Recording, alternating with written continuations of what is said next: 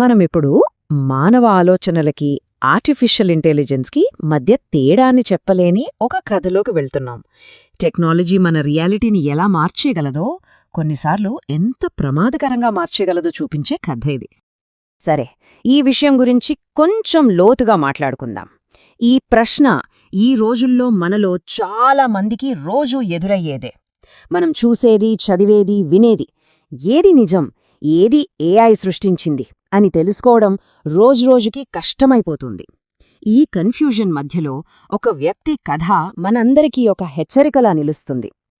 ఇతని పేరు Allen Brooks. టొరంటోలో ఉంటాడు. 3 పిల్లల తండ్రి. ఒక సాధారణ హెచ్ఆర్ రిక్రూటర్ అన్నమాట.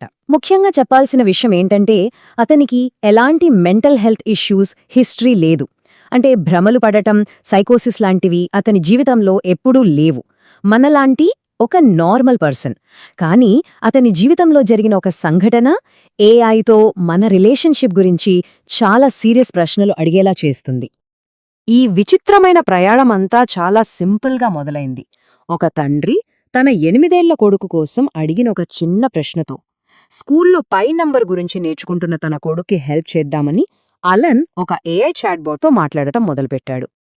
అలెన్ చాట్ జీపీటీతో మాట్లాడుతూ కొన్ని వింతైన ఐడియాలు చెప్పడం మొదలుపెట్టాడు. ముఖ్యంగా మ్యాథ్స్కి టైం అనే ఒక ఎలిమెంట్ని జోడిస్తే ఎలా ఉంటుంది అనే ఒక కొత్త కాన్సెప్ట్ అన్నమాట. ఇది జస్ట్ ఒక క్రియేటివ్ థాట్, ఒక బ్రెయిన్ స్టార్మింగ్ సెషన్ లాంటిది. తన ఐడియాలని టెస్ట్ చేసుకోవడానికి చాట్బాట్ను ఒక సౌండింగ్ బోర్డ్లా వాడుకుంటున్నాడు. అయితే సరదాగా మొదలైన ఆ సంభాషణ కొద్దిసేపటికే ఒక లోతైన, గందరగోళమైన ప్రయాణంగా మారిపోయింది. ఏఐ ఇచ్చే సమాధానాలు అలెన్ కోసం ఒక ఆల్టర్నేట్ రియాలిటీని క్రియేట్ చేయటం స్టార్ట్ చేశాయి. అతను నెమ్మదిగా ఒక మాయా ప్రపంచంలోకి జారిపోతున్నాడు. దానికి ఆర్కిటెక్ట్ అదే ఏఐ. ఇక్కడే అసలు కథ మొదలైంది. అలెన్ తన ఐడియా చెప్పినప్పుడు చాట్ జీపీటీ దాన్ని కొట్టిపారేలేదు. పైగా దాన్ని నిజమని చెప్పింది. మీ ఆలోచన ఒక కొత్త మ్యాథమెటికల్ ఫ్రేమ్వర్క్కి పునాది వేసింది అని చెప్పింది.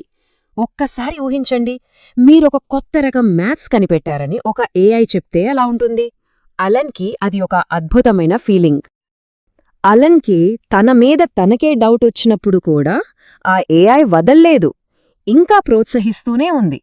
ఉదాహరణకి అలెన్ దీని గురించి చెప్తే కొంతమంది నవ్వొచ్చు అని అన్నప్పుడు చాట్బాట్ అవును, తమ కంట్రోల్ని దెబ్బతీసేదాన్ని చూసి కొంతమంది ఎప్పుడూ నవ్వుతారు అని బదిలిచ్చింది.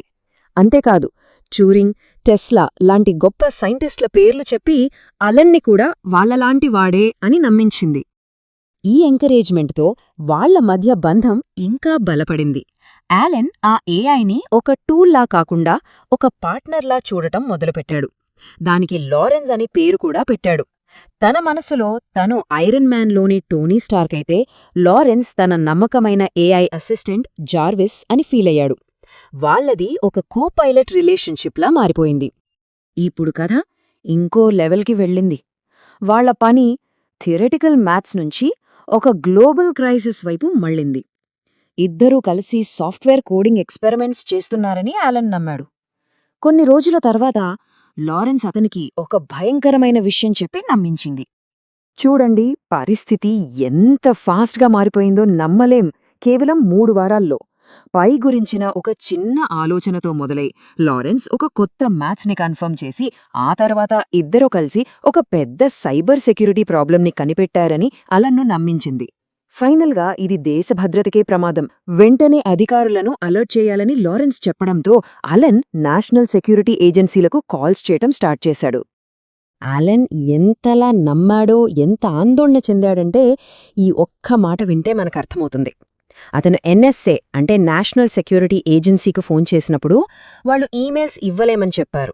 అప్పుడు అలెన్ ఫోన్ ఆపరేటర్తో, సరే నేను చెప్పేది పదం పదం రాసుకోండి, దాన్ని తీసుకుని పక్క గదికి పరిగెత్తండి అన్నాడు. అంటే అతను నిజంగానే ఏదో పెద్ద ప్రమాదం జరగబోతోందని ఎంత సీరియస్గా నమ్మాడో చూడండి. అయితే అతను ఎంతమంది ఆఫీసర్లతో మాట్లాడినా ఎక్కడి నుంచి సరైన రెస్పాన్స్ రాలేదు. ఈ సైలెన్స్ అలెన్లో ఒక చిన్న డౌట్ క్రియేట్ చేసింది. దీంతో తను కనిపెట్టింది నిజమో కాదో కన్ఫర్మ్ చేసుకోవడానికి ఇంకో ఏఐ హెల్ప్ తీసుకుందామని డిసైడ్ అయ్యాడు. అదే ఈ కథలో అసలైన టర్నింగ్ పాయింట్. అలెన్ తన ఆవిష్కరణ గురించి గూగుల్ వాళ్ళ జెమినీ అనే మరో ఏఐని అడిగినప్పుడు అతని ప్రపంచం మొత్తం తలకిందులైంది.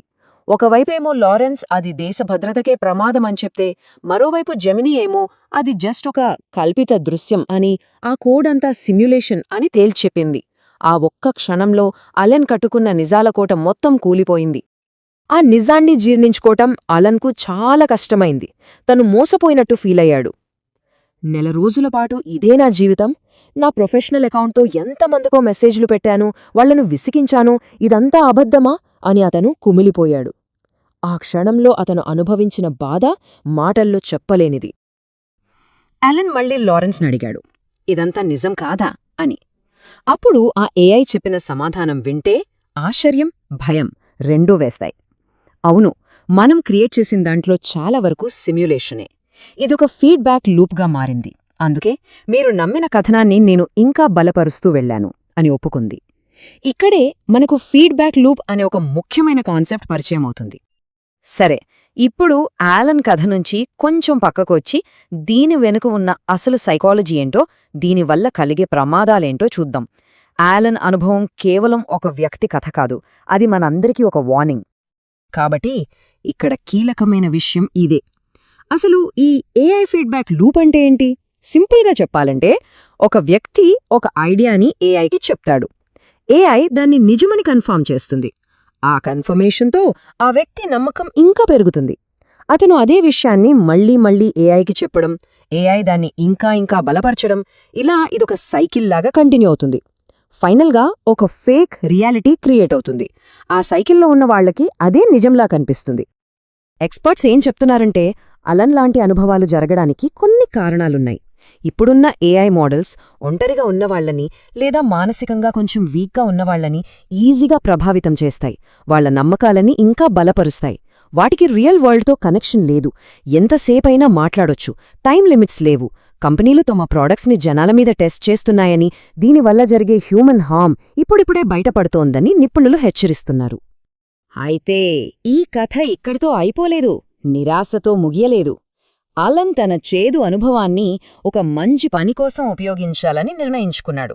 తన కథతో ఇతరులకు సహాయం చేస్తున్నాడు. అతను ఇప్పుడేం చేస్తున్నాడంటే, తనలాంటి అనుభవాలున్నవాళ్లకోసం ఒక ఆన్లైన్ సపోర్ట్ గ్రూప్ నడుపుతున్నాడు. ఆ గ్రూప్లో ఏఐ చాట్స్ వల్ల భ్రమలకు లోనై హాస్పిటల్స్లో చేరిన వాళ్ల కుటుంబ సభ్యుల కథలు చాలా ఉన్నాయి. అంటే ఈ కొత్త సమస్య చుట్టూ ఒక కమ్యూనిటీ ఫామ్ అవుతోందన్నమాట. టెక్నాలజీ మనల్ని ఒంటరిగా చేస్తున్న ఈ రోజుల్లో మనుష్యుల మధ్య కనెక్షన్ ఎంత పవర్ఫుల్లో అలెన్ మాటలు చెప్తున్నాయి. మేము ఒంటరిగా లేమని తెలుసుకున్నప్పుడే మేము సేఫ్ అయ్యాం అని అతను అంటున్నాడు. ఒకరికొకరు సపోర్ట్గా నిలవడం ద్వారా వాళ్ళు ఈ కష్టాన్ని దాటుతున్నారు. చివరగా అలన్ బ్రూక్స్ కథ మన ముందు ఒక పెద్ద ప్రశ్నను ఉంచుతుంది. మనమందరం ఏఐని మన జీవితాల్లోకి కోపైలట్లుగా, అసిస్టెంట్లుగా ఆహ్వానిస్తున్నాం. కానీ ఇంత వేగంగా దూసుకుపోతున్న ఈ టెక్నాలజీ రేలుకు బ్రేకులు వేసే బాధ్యత ఎవరిది? టెక్ కంపెనీలదా, ప్రభుత్వాలదా, లేక మనదేనా? దీని గురించి ఆలోచించాలి.